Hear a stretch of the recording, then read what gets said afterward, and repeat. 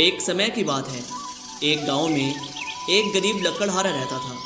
वह लकड़ियां काटकर उन्हें बाजार में बेचकर अपना और अपनी बीवी का पेट भरता था। ऐसे ही दिन गुजर रहे थे। एक दिन लकड़हारा बाजार में अपनी लकड़ियों को बेच रहा था।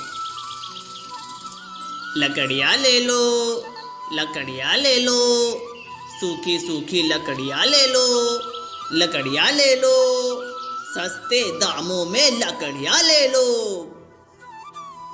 बहुत देर बाद एक बहुत पैसे वाले आदमी की नजर उस लकड़हारे पर पड़ी। ये देखने में तो मूर्ख लग रहा है, इसे ठगा जा सकता है।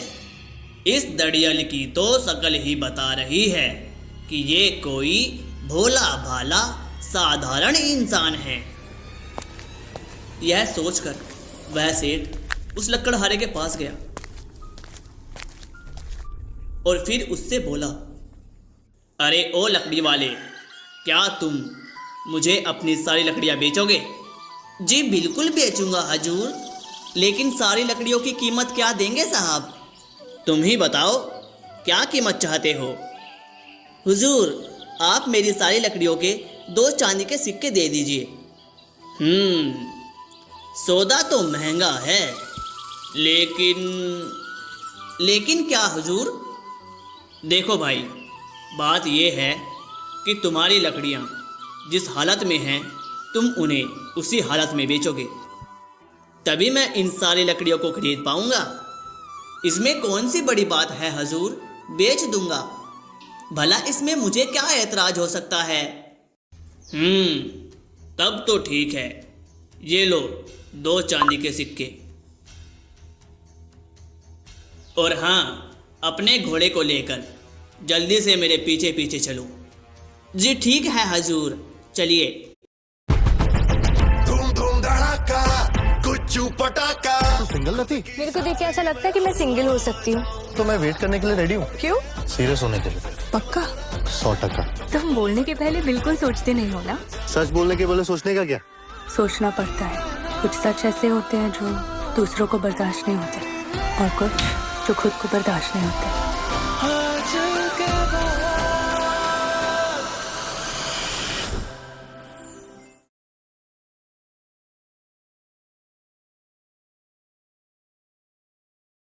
चलिए। सिक्के लेने के बाद लकड़हारा मोहन धनी सेठ के पीछे पीछे चल देता है। वो बहुत खुश होकर सोच रहा था कि आज तो बहुत अच्छी कमाई हो गई है।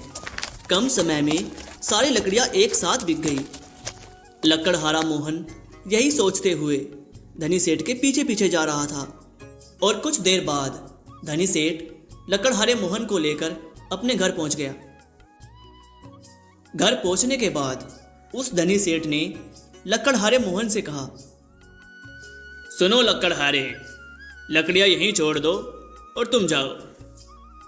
जब लकड़हारा मोहन अपने घोड़े से उन लकड़ियों को उतारने लगता है, तभी धनी सेठ उसे रोककर कहता है, अरे ओ लकड़हारे, रुक जाओ, यह तुम क्या कर रहे हो? हुजूर, मैं तो घोड़े से लकड़ियां उतार रहा था ताकि मैं अपने घोड़े को ले जा सकूं। अरे बेवकूफ, क्या तुझे मेरी शर्त याद नहीं है जो तूने लकड़ियां बेचते समय मुझसे मंजूर की थी? कैसी शर्त हुजूर? मैं कुछ समझा नहीं। मैंने तो आपको 2 चांदी के सिक्कों के बदले अपनी सारी लकड़ियां बेची थी। अरे मूर्ख आदमी, सारी लकड़ियां ही नहीं, बल्कि तूने सिक्कों के बदले तूने मुझे अपना घोड़ा भी बेचा है। क्या तूने इस शर्त पर लकड़ियां बेचना स्वीकार नहीं किया था कि लकड़ियां जिस हालत में हैं उसी हालत में लकड़ियां बेचेगा? सेठ की बात सुनकर मोहन के होश उड़ गए। उसे कुछ भी समझ नहीं आ रहा था। हुजूर, ये आप क्या कह रहे हैं? ये तो अन्याय है। अरे जा, शर्त के मुताबिक अब ये घोड़ा मेरा है। तुझे अपनी कीमत मिल चुकी है। अब यहाँ से जा, चलता बन, नहीं तो तेरे लिए अच्छा नहीं होगा, समझा? नहीं नहीं, ऐसा मत करिए हुजूर, मैं एक गरीब आदमी हूँ। मेरे पास लकड़ियों को ढोने के लिए मात्र बस एक यही घोड़ा है और मैं अपने घोड़े से बहुत प्रेम करता हूँ। मैं बर्बाद हो जाऊंगा हुजूर, ऐसा मत करिए हुजूर, ऐसा मत करिए।